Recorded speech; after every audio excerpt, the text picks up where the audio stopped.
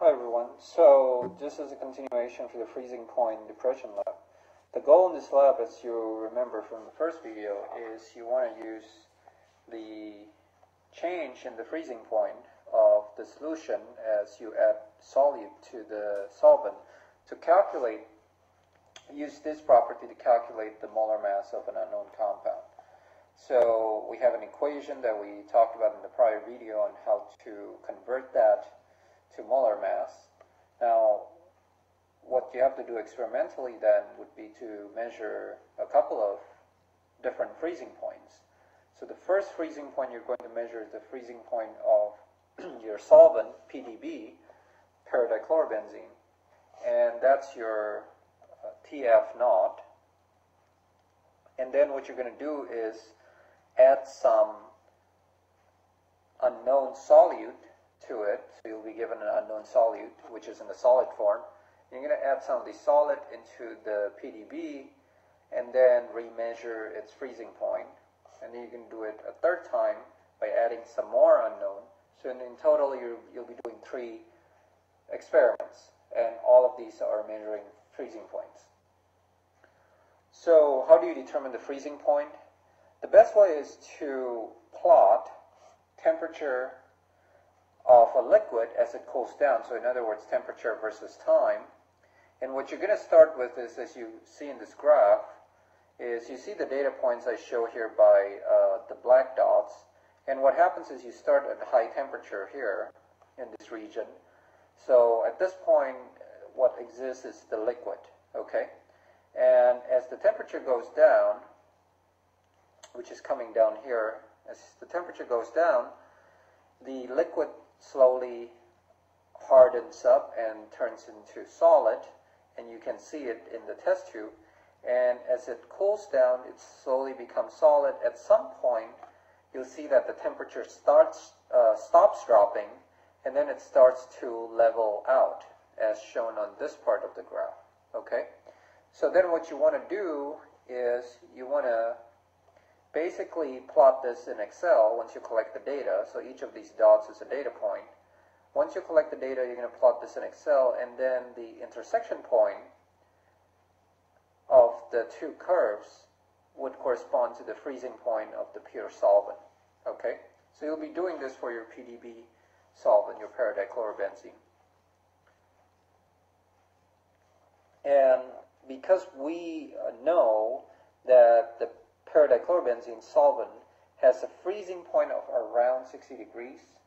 Experimentally, what you're going to do is first you're going to take the paradichlorobenzene, which is a solid at room temperature. You're going to take it up to above 60 degrees, so it will all melt into liquid. And then afterwards, what you're going to do is slowly let it cool down while you're stirring continuously. And then as it nears around 60 degrees, it should form a solid, and then it should stay a solid, and eventually the temperature should level out, and you'll be collecting all this data and then plotting it in Excel to figure out what the freezing point of the PDB is. Okay? Now, for the freezing point of the solution, you're going to basically use the same approach, except that now it's in addition to PDB in your test tube, you're also going to have about 1 to 3 grams of the unknown that I will give to you. And what you're going to do is put the unknown in there with the PDB, and at room temperature, both of these things are going to be solid. You're going to melt the mixture, and then once they're all melted, you want to mix them. Okay? It's very important to mix everything very well so that the freezing point of the solution is uniform.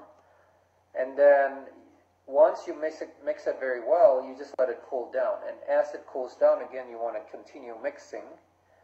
And at some point, just as the behavior of the pure solvent, you're going to see that the temperature will stay about constant over time.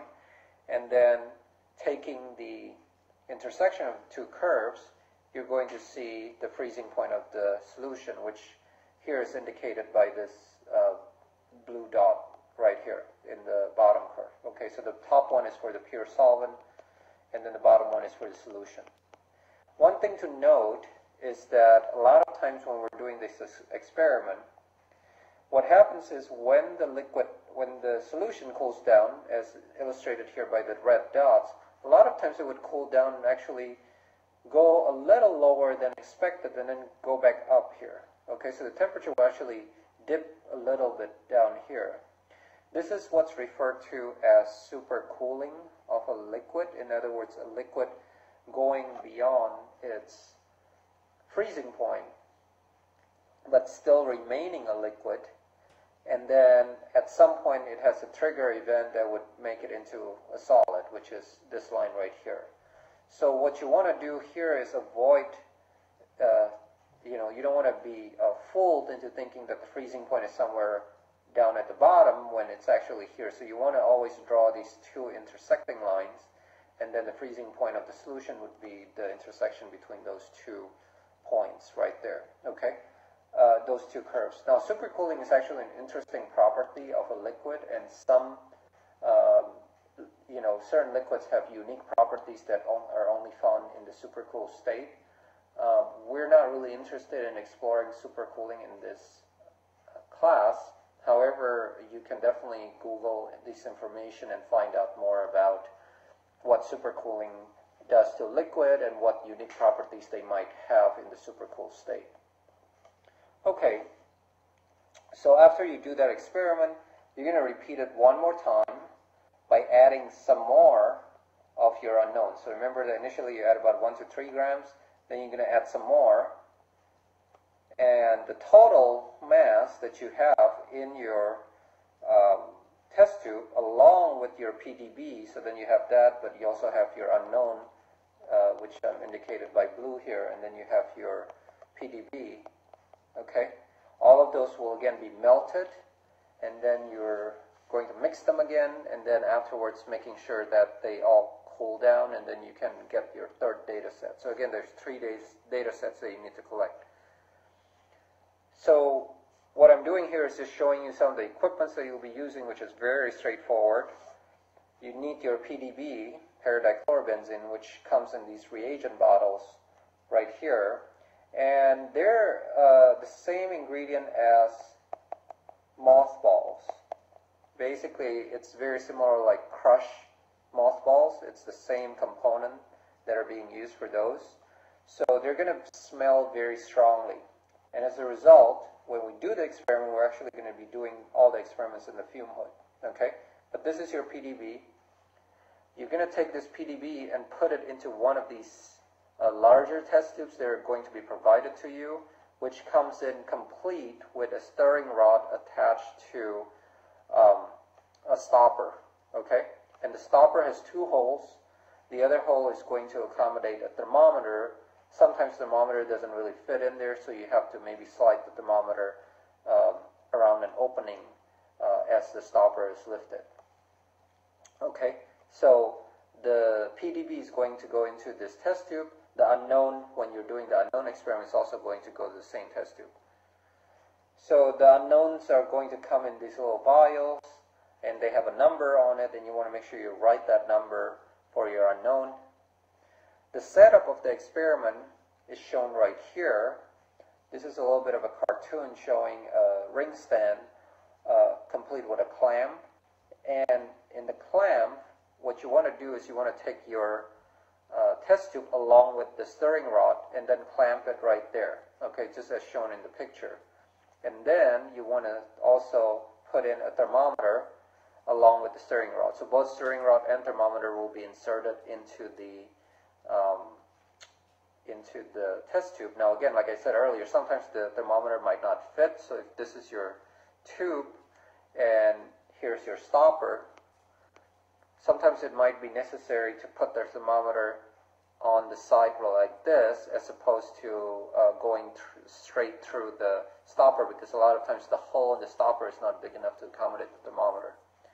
And then what you want to do is set this up again in the hood, in the fume hood, because the PDB smells very strongly. Inside the fume hood, you also want to set up a Bunsen burner, okay? And then a ring stand, a ring right here, which will sit on top of it a beaker filled with water. So this is your water bath that you're going to use to melt the PDB. Okay? And that's really the setup of the experiment. And aside from adding more unknown to this, pretty much that's what you're going to be doing for the entire lab period. Okay, so it's fairly straightforward.